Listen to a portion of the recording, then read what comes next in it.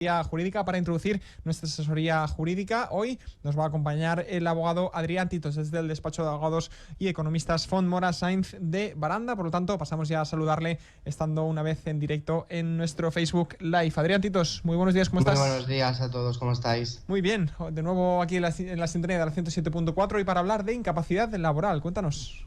Sí, queremos distinguir entre las dos tipologías que tenemos en el derecho laboral, de incapacidad temporal y lo que son las incapacidades permanentes, ¿vale? Y el primer concepto que queríamos introducir sería qué se entiende por incapacidad. El proceso de incapacidad es el que se entiende que el trabajador no está apto para la realización del trabajo que normalmente debe realizar en su puesto en la empresa. Entonces, se trata de un mecanismo de protección tanto para trabajadores por cuenta ajena o por cuenta propia, que serían autónomos, para los casos de que no puedan desarrollar el trabajo correctamente por una enfermedad o enfermedad profesional, accidente de trabajo, tengan su prestación y cobren como si estuvieran trabajando igual en su día a día.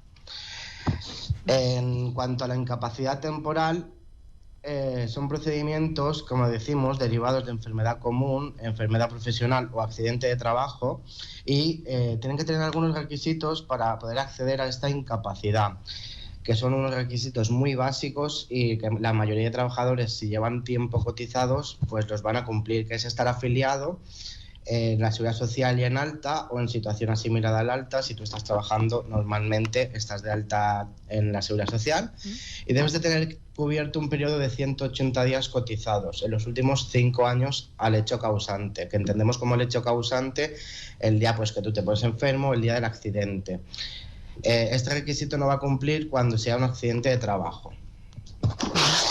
La pregunta que mucha gente se hace también es qué es lo que voy a cobrar cuando me doy de baja. Así es. Normalmente, por regla general, los 3 primeros días corren a cuenta del trabajador. En caso de enfermedad común, a partir del 4.º día y hasta el 20 sería el 60% de la base reguladora.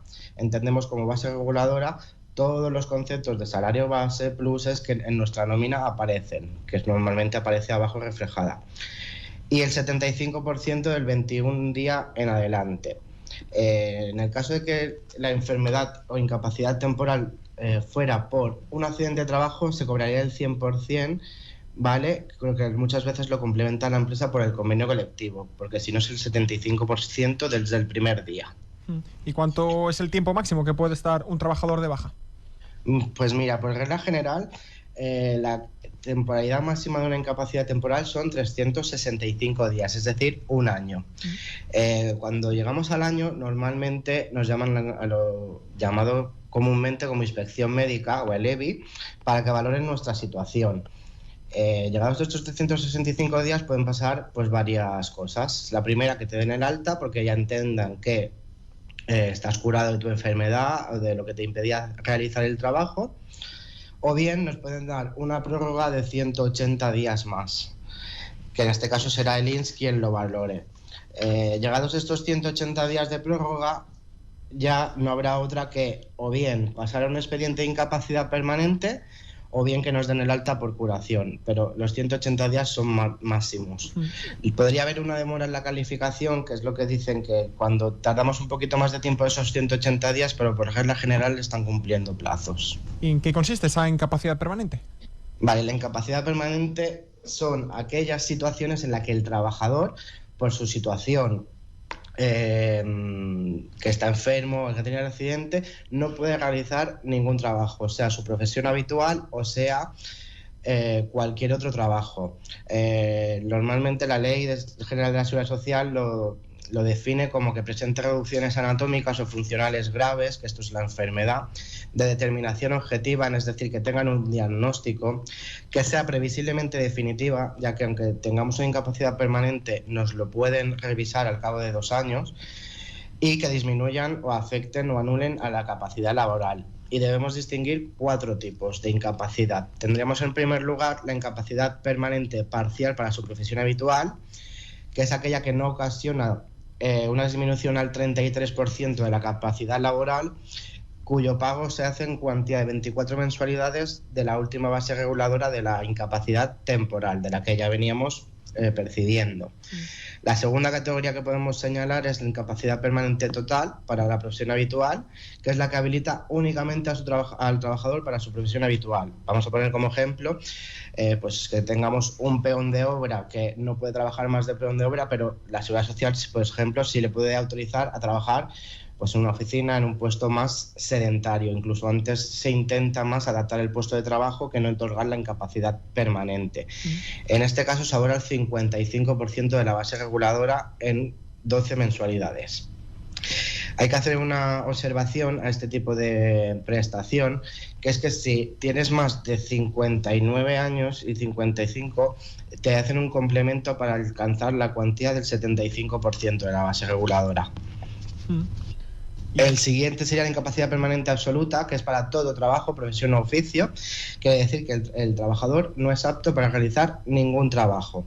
En este caso, la cuantía sería el 100% de la base reguladora. Y por último, la que tenemos es la gran invalidez, que es idéntica a la incapacidad permanente absoluta para todo trabajo.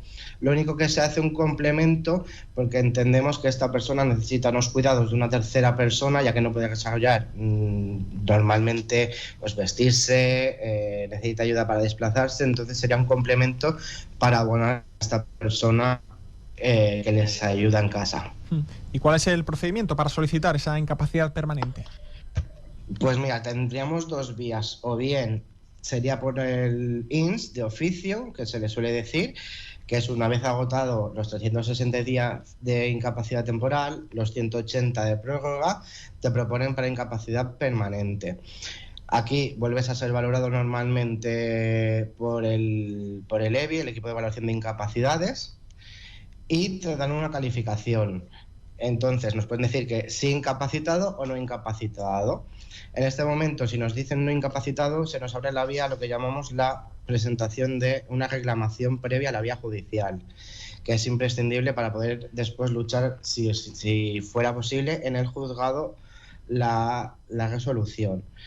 Nos volverían a responder en el plazo de 45 días hábiles y en el caso de que sigan denegando esta incapacidad y se cumplan los requisitos para ello, que es evaluando, calificando y revisando la incapacidad, pasaríamos ya a lo que es un procedimiento judicial en los juzgados de lo social, teniendo que interponer demanda en el plazo de 30 días desde la notificación de la resolución de la incapacidad, de la reclamación previa. Y si este tipo de procesos se inicia siempre a partir de una experiencia de un expediente, por parte del Instituto Nacional de la Seguridad Social. No tiene por qué, como he dicho, normalmente se inicia de oficio por el tiempo que estamos de baja, pero también como persona interesada, se puede iniciar rellenando un formulario que está a disposición en las oficinas de la Seguridad Social y con ello se inicia el procedimiento de incapacidad permanente. ¿Y se suelen aceptar o se suelen denegar estas solicitudes? Pues el problema que aquí tenemos con estos casos es que es mucho procedimiento por procedimiento, porque no todo el mundo tiene las mismas dolencias ni la misma enfermedad.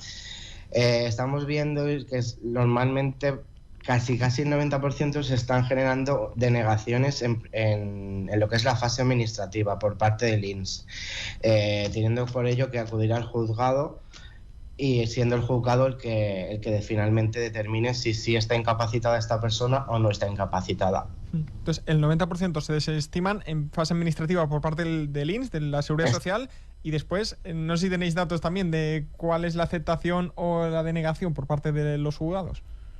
Hay que valorarlo porque lo lógico es que aquí presentemos un informe forense, tanto puede ser particular como puede ser el informe forense juzgado, y dependerá de la gran mayoría el informe forense, la determinación de la decisión.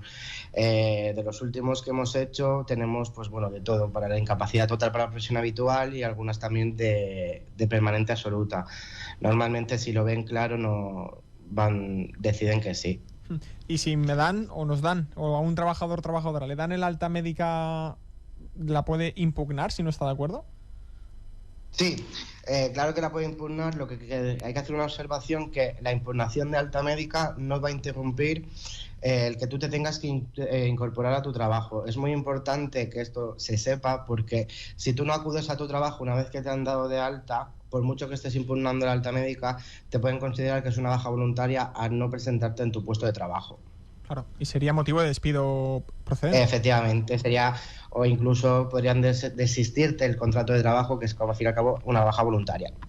¿Y se trata de un procedimiento muy duradero al impugnar esta alta, mejor dicho? Pues bueno, ahora por desgracia, por esto del COVID y la pandemia, pues sí que estamos viendo que estamos retrasando mucho las resoluciones por parte del INS. Y obviamente si seguimos más para arriba en el juzgado, pero estamos de media de un año, más o menos. Vaya. ¿Y en qué casos recomendarías a un trabajador o trabajadora que se tiene que dar de baja acudir a la asesoría de un experto? Pues es que en cuanto les llegue la resolución es muy importante de cogerlo desde el principio, porque una reclamación previa no bien hecha, tampoco quiero decir bien hecha, pero o mal hecha, sino que no está preparada por un profesional, puede después en el procedimiento judicial perjudicarte bastante para el reconocimiento de la incapacidad. Muy bien, pues muy interesantes estas explicaciones que nos ha dado hoy Adrián Titos Martínez, abogado ejerciente en el Colegio de Abogados de Baleares y además experto universitario en Derecho del Trabajo y en Seguridad Social. Es tu materia y así lo has hecho palpable. Adrián, muchas gracias.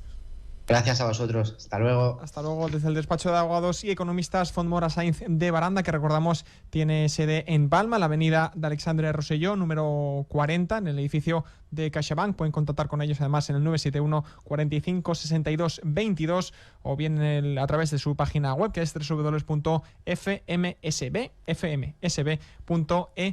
Hasta aquí llega nuestra asesoría jurídica, también nuestro vídeo en directo a través de Facebook.